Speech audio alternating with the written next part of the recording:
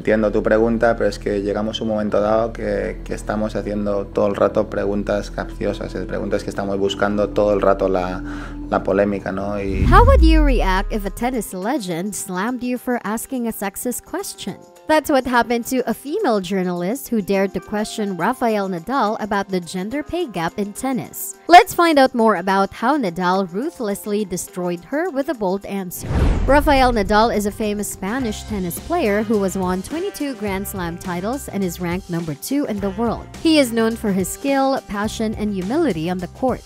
However, he also has a strong opinion on the issue of the gender pay gap in tennis, which he expressed in an interview with an Italian magazine in 2022. He said that female models earn more than male models because they have a larger following, and the same logic applies to tennis. He said that the comparison between men's and women's tennis should not be made and that whoever gathers a larger audience earns more. This statement caused a lot of controversy and backlash from some female tennis players and journalists who accused Nadal of being sexist and ignorant. One of them was a reporter who asked him a question during a press conference at the French Open in 2022. She asked him if he was worried about the future of tennis, given that the younger generation of players was not as popular as the big three: Nadal, Federer, and Djokovic.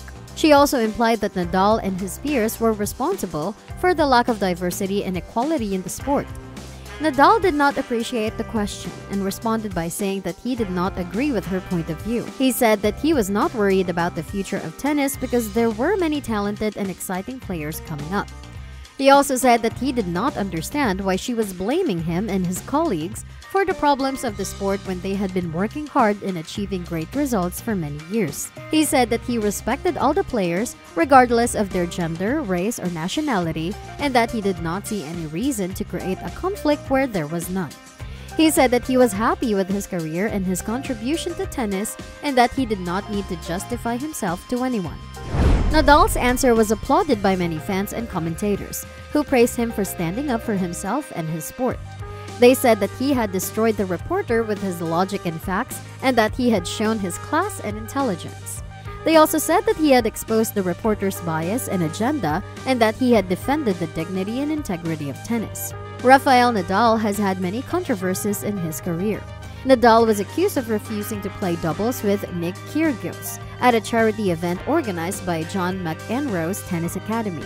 However, Nadal insisted that he never refused to play with Kyrgios and that the report suggesting he snubbed Kyrgios was false. In 2012, Nadal underwent a surprise drug test during the same week when Alberto Contador of Spain received a doping ban. This led to a French TV program making jokes about Nadal's alleged ties to doping. The situation escalated to the point where the Spanish sports ministry had to intervene and legal action was considered. Nadal has been accused multiple times of receiving coaching during matches from his uncle and coach Tony Nadal. This is against the rules of tennis. The criticism usually comes from lower-ranked players, but once it came from Stanislas Wawrinka, then world number 8, which raised many eyebrows.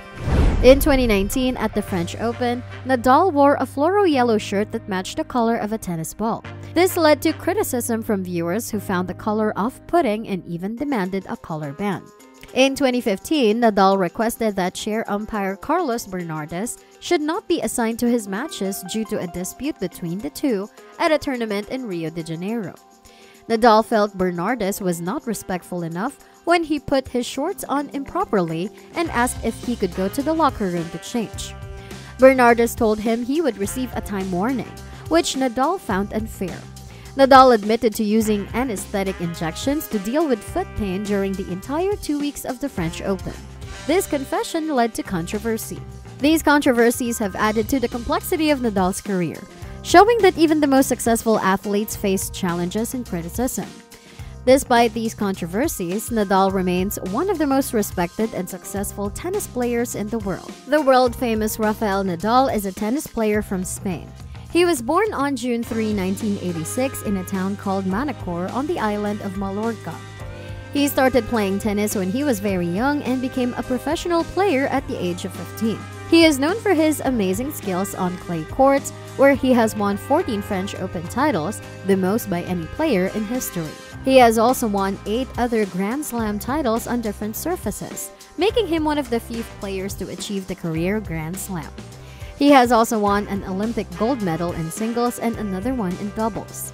He is considered one of the greatest players of all time, along with Roger Federer and Novak Djokovic. They are called the Big Three because they have dominated men's tennis for over a decade.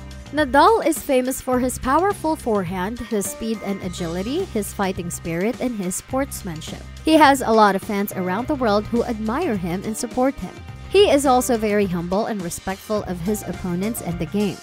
He has a lot of friends on the tour and is involved in many charitable causes. He has a foundation that helps children and young people through education in sports.